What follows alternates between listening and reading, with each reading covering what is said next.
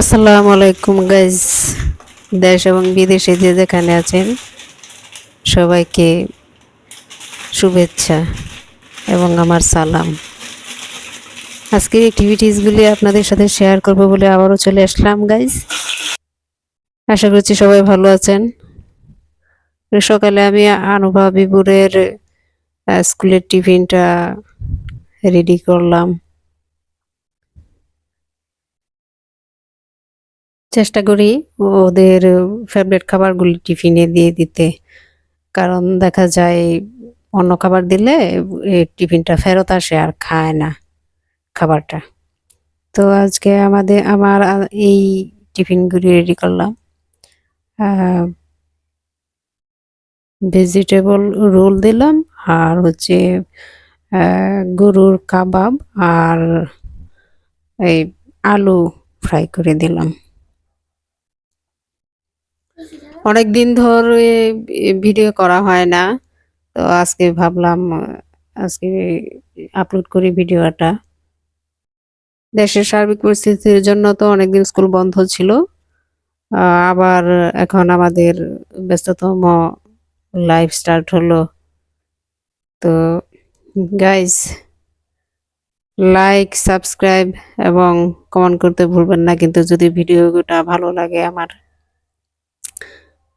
French ফ্রাইটা আনুভা বিবুরের অনেক পছন্দের, তো এটা প্রায় আমার করে দিতে হয় ওদেরকে। তো গাইজ, চাইলে আপনারাও করতে পারেন আপনাদের ছোট্ট ছোট্ট সোনামণিদের জন্য। সাথে একটু গাজর এড করে দিলাম ওদের টিফিনে। তো এই তো আমার ওদের টিফিনটা রেডি হয়ে গেল। টিফিনটা গুছিয়ে আমি ওদের নাস্তাটা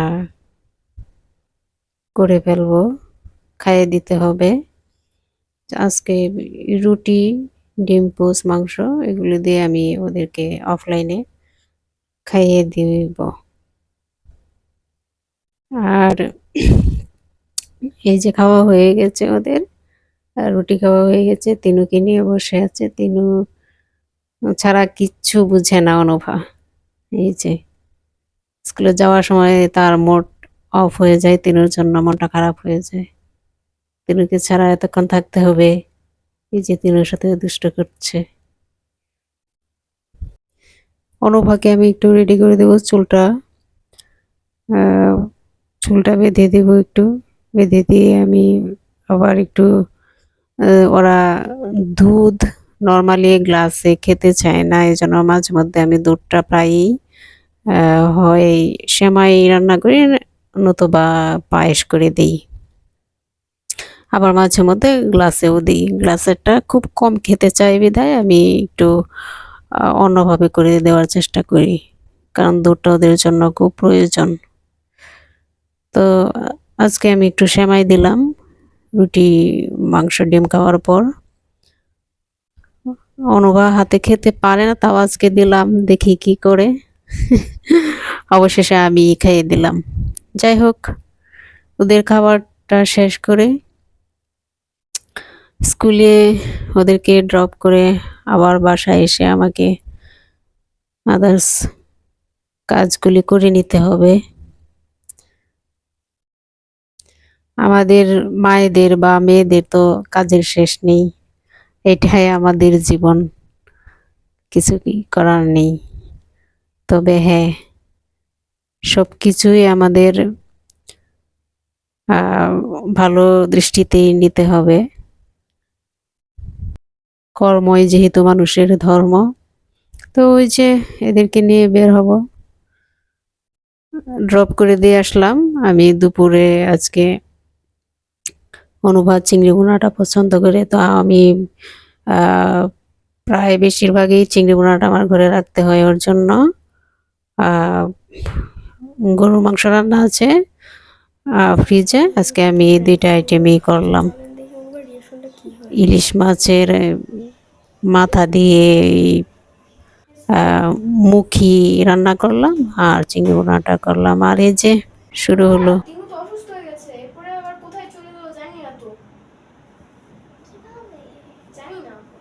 চলো তো দেখি। চলো।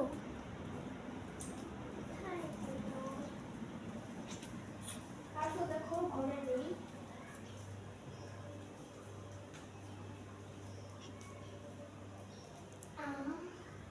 এখানে তো আছে। কেন? ধরে দেখো অসুস্থ। লাইক বললে কেন? প্রাঙ্ক করলাম তোমার সাথে। সো গাইস, প্রাঙ্কটা কেমন হলো? চলো আম্মুর আজকে রেসিপি দেখে আসি। Let's go. Let's go. প্রতিদিন স্কুল থেকে এসেই ভাই বোনের মজার খুনসুটি শুরু হয়ে যায়, এভাবেই চলে তাদের। আর স্কুল থেকে ওদেরকে আনার সময় অনুভা বলল যে কিছু ব্যান্ড লাগবে তার। অনেক ব্যান্ড ঘরে আছে, তারপরও তার কিছুদিন পর পরই তার ব্যান্ড লাগে। ও খুব ব্যান্ড লাভার, ব্যান্ড পছন্দ করে। তো অল্প অল্প করে আমি কিছুদিন পর পর এনে দিই, যেহেতু পছন্দ করে। চেষ্টা করি সাধ্য মতো ওদের আবদারগুলি পূরণ করতে। মা তো, মায়েরা সন্তানদের ছোট্ট ছোট্ট আবদারগুলি পূরণ করার চেষ্টা করে। মায়েরা এমনই হয়। তো এই যে একটা ইয়াররিং কিনলাম, আর যদিও পড়া হয় না, তারপর পছন্দ হয় নিয়ে আসি। এগুলি পড়লে ওর কানে প্রবলেম হয়, তারপরে মাঝে মধ্যে একটু আধটু বাসায় পড়ে পরে আবার খুলে রেখে দেয়। চুড়ি আনলাম একটা, চুড়িটা খুব পছন্দ হয়েছে তাই নিয়ে আসলাম অনুপার জন্য। কেমন লাগলো চুড়িটা গাইস, আর ওর ব্যান্ডগুলি? প্লিজ লাইক কমেন্ট করে জানাবেন। আর এই তো অল্প স্বল্প কেনাকাটা অনুপার জন্য। চুড়িটাও দেখা যায় মাঝে মধ্যে কোনো অকেশনে লেগে যায়, তাই মাঝে মধ্যে আনা হয় আর কি। পরা হয় না, ও চুড়িটা আবার পরে না। তো মাঝে মধ্যে দেখি খুব সাজুগুজু করতে পছন্দ করে, তো বাসায় পরে আবার রেখে দেয়।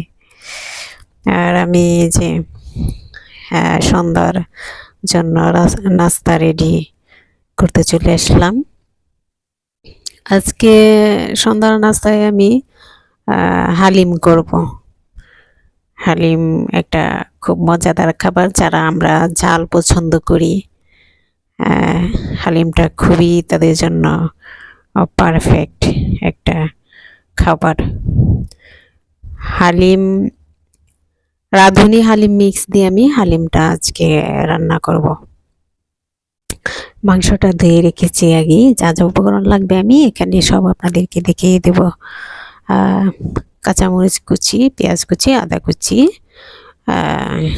আর চাইলে আপনারা যে মাংসটা যখন রান্না করবেন প্যাকেটে মশলা দেওয়াই থাকবে, তবে আপনারা চাইলে আদা রসুন বাটা অ্যাড করে দিতে পারেন। আমি পেঁয়াজটা বেরেস্তা করে নেব, করে অল্প একটু পেঁয়াজ উঠিয়ে রাখবো, আর বাকি পেঁয়াজটার মধ্যে আমি মাংসটা রান্না করব।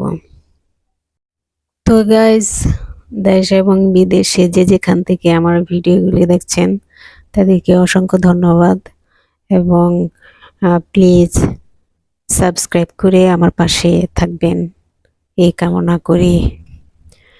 আর আপনারা আমার এই লাইফস্টাইল চ্যানেল থেকে কি ধরনের ভিডিও আপনারা দেখতে চান বা আশা করেন কমেন্ট করে জানাবেন প্লিজ। মাংসটা আমি রান্না করব, সাথে যে যে মশলা প্যাকেট দেওয়াই থাকে হালিম মিক্সডে, তো এই প্যাকেটটা আমি দেব আজকে মাংসে। আমি দিয়ে দিলাম পুরোটাই, আর সাথে আমি আদা রসুন এড করে দিলাম। আপনারা চাইলে দিতেও পারেন, আবার নাও দিতে পারেন আদা রসুনটা। পরিমাণ মতো লবণ এড করব, মাংসটা কষিয়ে নেব মাঝারি আছে। তো গাইস দেখতেই পাচ্ছেন আমার মাংসটা প্রায় কষানো হয়ে গেছে।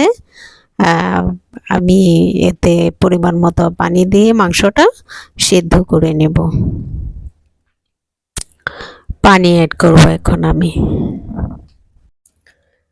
মাংসটা সিদ্ধ হয়ে এলে গাঢ় ঝোলে ঝোলে পরিণত হলে আমি আহ, ডালটা শস্য ডালটা আমি মাংসে অ্যাড করে হালিমটা রান্না করব। তার জন্য আমি পানি গরম করে নেব। ফুটন্ত গরম পানিতে আমি ডালটা শস্য ডালটা ভিজিয়ে রাখবো 15 থেকে 20 মিনিট। আমি ঠান্ডা পানিতে আগে একটু গুলিয়ে নিয়েছি, কারণ ডাইরেক্ট পাউডারটা ডালের পাউডারটা গরম পানিতে দিলে জমাট বেঁধে যায়, এজন্য আমি গুলিয়ে নিয়ে তারপর গরম পানিতে ঢেলে দিয়েছি। এভাবে আমি 15-20 মিনিট রেখে মাংসটা হয়ে এলে মাংসতে আমি ডালটা অ্যাড করে কিছুক্ষণ রান্না করব। চাইলে আপনারাও বাসায় ট্রাই করে দেখতে পারেন, খুব মজাদার একটা খাবার, সবাই পছন্দ করবে। যারা ঝাল পছন্দ করেন তারা তাদের পরিমাণ মতো ঝাল দিবেন, আর যারা ঝাল পছন্দ করেন না বা বাসায় ছোট্ট সোনামণি বেবিরা থাকে, তাদের জন্য অনেক সময় ঝালটা অ্যাভয়েড করতে হয় আমাদের বড়দেরকে। আমরাও সাফার করেছি অনেক।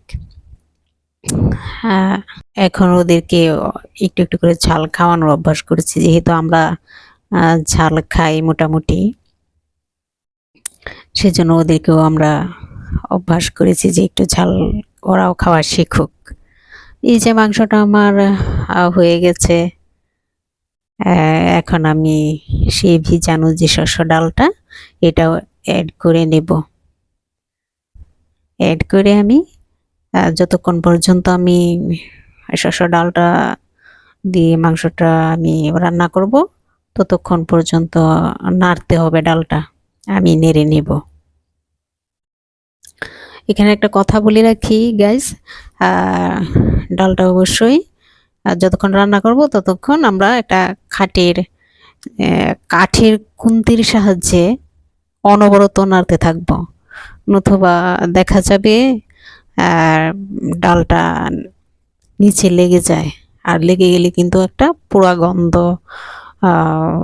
আসবে, আর ডালের হালিমের যে টেস্টটা এটা আর থাকবে না। সেই জন্য আমরা অনবরত নাড়তে থাকবো ডালটা। তারপর যখন হালিমটা গাঢ় হয়ে আসবে রান্না করে, তখন আমরা বাকি যা দেওয়ার দিয়ে, এই যে সামান্য আপনারা চাইলে আদা, পেঁয়াজ বেরেস্তা এবং কাঁচামরিচ চুলার উপরে থেকেও দিতে পারবেন, নতুবা যখন খাবেন তখনও নিয়ে নিয়ে খেতে পারবেন। তো আমি আজকে অল্প অল্প করে হালিমে চুলার উপরেই কিছু দিয়ে দিলাম। এতে কি হয়, হালিমের যে একটা সুন্দর যে স্মেল সেটা আসে। এই জন্য আমি সামান্য আদা, কাঁচামরিচ আর বেরেস্তা অ্যাড করলাম চুলার উপরে রেখেই।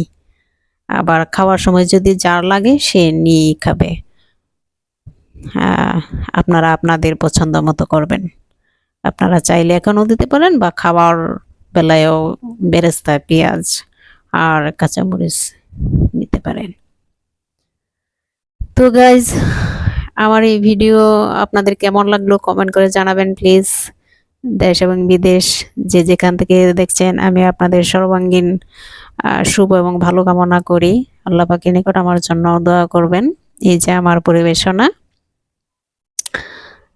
তো সর্বোপরি আমি এখানেই বিদায় নিলাম, আর নেক্সট ভিডিওর জন্য ইনশাল্লাহ দোয়া করবেন যেন আপনাদেরকে ভালো ভিডিও দিতে পারি।